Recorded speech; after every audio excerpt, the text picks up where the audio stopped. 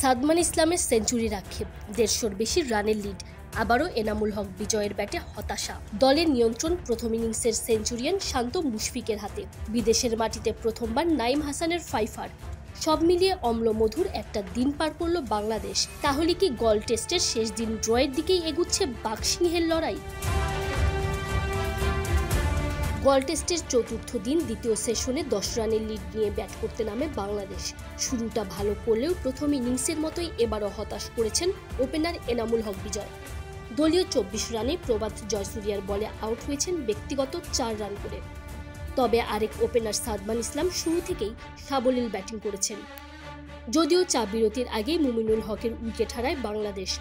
দলের অভিজ্ঞ এই ব্যাটার ফিরেছেন ১৪ রানে। শেষমেশ ৭৫ রানের লিড নিয়ে চা বিরতিতে যায় বাংলাদেশ। তৃতীয় সেশনে অধিনায়ক নাজমুল হোসেন শান্তকে নিয়ে দলের হাল ধরেছেন সাদমান ইসলাম। ৭০ বলে তুলে নিয়েছেন টেস্ট ক্যারিয়ারের ষষ্ঠ 50।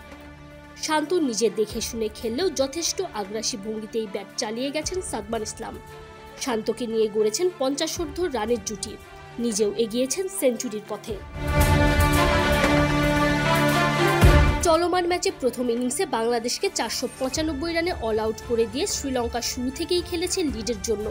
শেষ পর্যন্ত ৪৮৫ রানে থেমেছে লঙ্কানদের ইনিংস। ৪৩ ওভার ২ বলে ১২১ রান খরচায় ৫ উইকেট নিয়েছেন নাইম হাসান। এছাড়াও ৩টি করে উইকেট পেয়েছেন হাসান মাহমুদ। যদিও নাহিদ রানা ছিলেন একেবারেই মলিন। ১৯ ওভারে ৯৭ রান দিয়েও উইকেটের দেখা পাননি। পাথুম নিশাঙ্কার ১৮৭ রানের ইনিংসই মূলত লঙ্কানদের শক্ত ভিত গড়ে দিয়েছে। তবে শেষ পর্যন্ত সেঞ্চুরি না পাওয়ার আক্ষেপ নিয়েই মাঠ ছেড়েছেন সাদমান। থানিন্দু রত্নায়কের বলে এলবিডব্লিউ হয়েছেন। ১২৬ বলে করেছেন ৭৬ রান। তবে বাংলাদেশও এগুচ্ছে দারুণ গতিতে। দিন শেষে মনে হচ্ছে ড্রয়ের পথেই এগুচ্ছে গল টেস্ট। যদিও টেস্ট ক্রিকেটে আগেভাগে কোনো কিছুই বলে দেয়া মুশকিল। Tanzim Oishi, BD sports time.